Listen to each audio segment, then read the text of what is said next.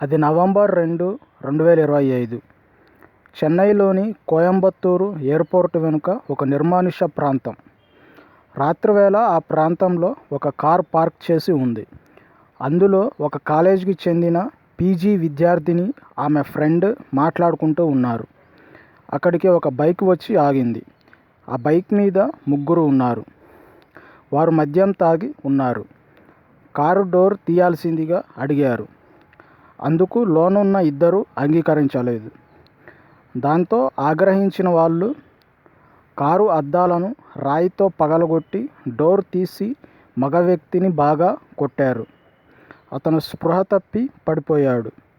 కారులోని యువతిని ముగ్గురు బలవంతంగా బయటికి లాగి పక్కకు తీసుకెళ్లారు. అక్కడ ఎటువంటి లైటింగ్ లేదు. కేవలం వాళ్ళ బైక్ లైట్ వెలుతురు మాత్రమే ఉంది. ఆ యువతి మీద ముగ్గురు లైంగిక దాడి చేశారు. యువతి కూడా స్పృహ తప్పి పడిపోయింది. రాత్రి 11:20 స్పృహ తప్పి పడిపోయిన మగ వ్యక్తికి మెలకువ వచ్చింది. యువతి పరిస్థితిని చూసి లైంగిక దాడి జరిగిందని గ్రహించి వెంటనే పోలీసులకు ఫోన్ చేశాడు.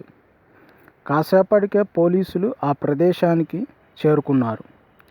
యువతిని, యువకుడిని హాస్పిటల్కి తరలించారు. యువకుడు జరిగిన విషయమంతా పోలీసులకు వివరించాడు.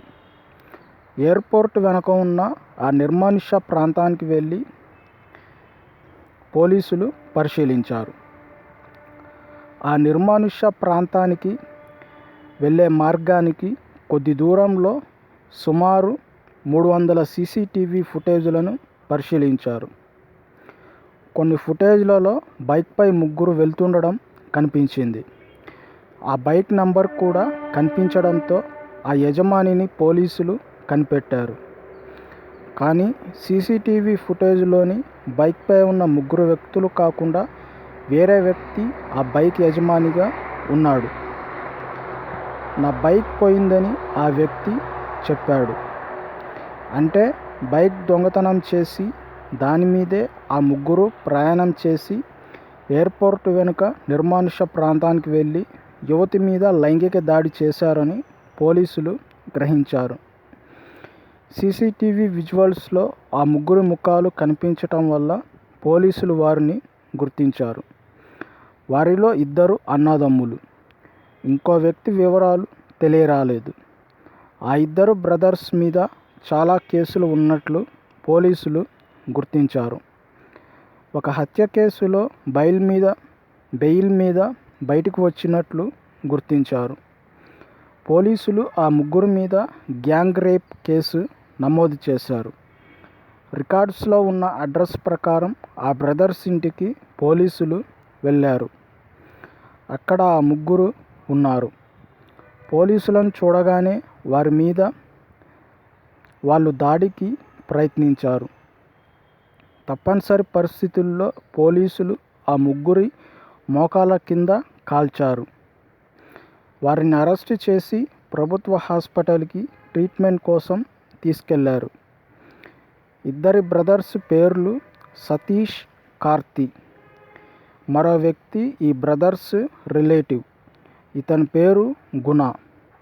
సతీష్ వయసు 30 సంవత్సరాలు, కార్తి వయసు 21 సంవత్సరాలు, గుణ వయసు 20 సంవత్సరాలు. వీళ్ళు కార్మికులుగా పనిచేస్తున్నారు. నవంబర్ 2 ఒక దుకాణం ముందు పార్క్ చేసిన బైక్ను వీళ్ళు దొంగలించారు.